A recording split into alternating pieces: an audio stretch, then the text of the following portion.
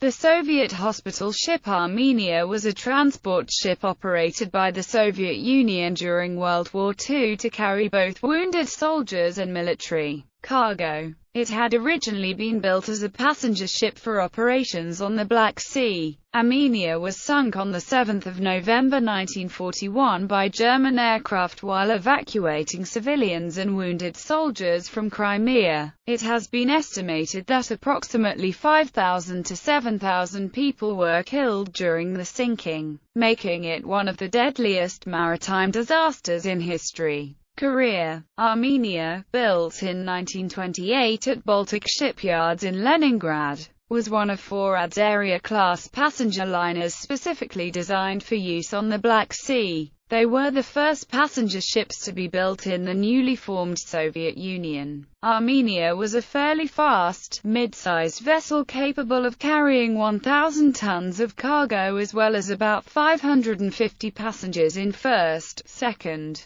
and third-class accommodations. On short trips it could carry 400 to 500 more on deck. Her shallow draft allowed access to the shallow water ports of the Crimean Peninsula. Throughout the 1930s she and her sister ships, Adzeria, Abkhazia, and Ukraina, reliably ferried passengers, mail, and cargo between Black Sea ports such as Odessa, Mariupol, Sevastopol, Yalta, and Batum. Following the invasion of the Soviet Union by German forces on the 22nd of June 1941, Armenia was requisitioned by the Soviet Navy for use as a transport and hospital ship. By late October 1941 the German Wehrmacht's 11th Army, under General Erich von Manstein, had cut off the Crimean Peninsula, laying siege to Sevastopol. For the Soviets, the only way in or out of the beleaguered city was by sea. In early November Armenia, painted with the large red crosses of a hospital ship, was tasked with removing wounded Russian soldiers, medical personnel, and civilians from Sevastopol. Sinking. On the night of 6–7 November 1941 Armenia took on thousands of passengers at Sevastopol, amid scenes of chaos, although the city would end up withstanding the German siege for 9 months before falling. At the time, enemy seizure appeared imminent. Entire Soviet hospital staffs and civilian officials and their families were taken aboard alongside the thousands of wounded,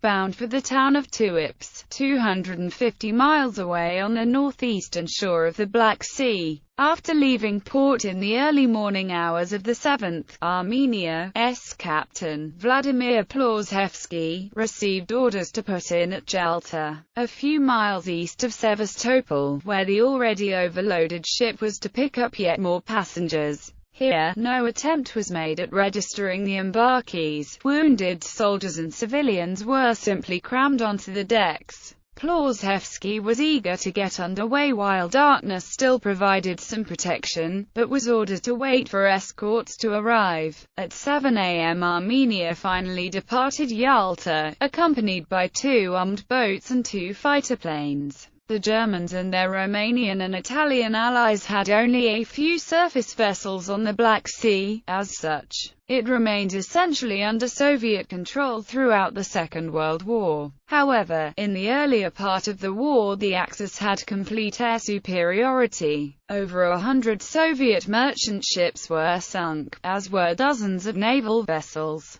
Only the most heavily armed and escorted ships could travel in daylight with reasonable hope of safety. Ships caught alone or in port in the western part of the Black Sea were very likely to be attacked. Armenia's status as a hospital ship was uncertain. Though her sides and top were painted with large Red Cross symbols, she had light anti-aircraft armament, had previously transported troops and military stores, and, on the morning of the 7th of November, was traveling with military escort.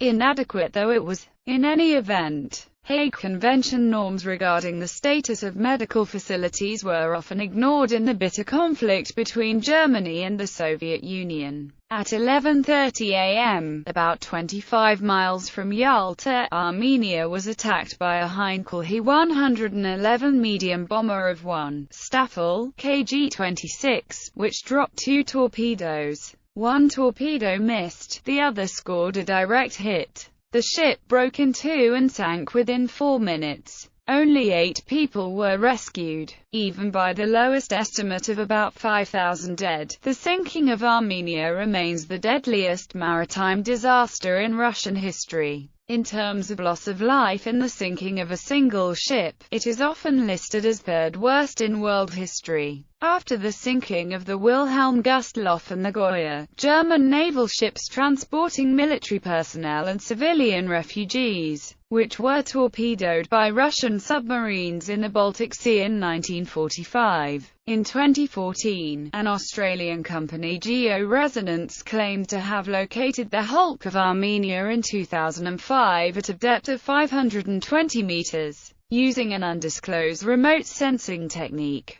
However, this claim has not been substantiated. All 3 of Herad's Area-class sister ships were also lost during the war.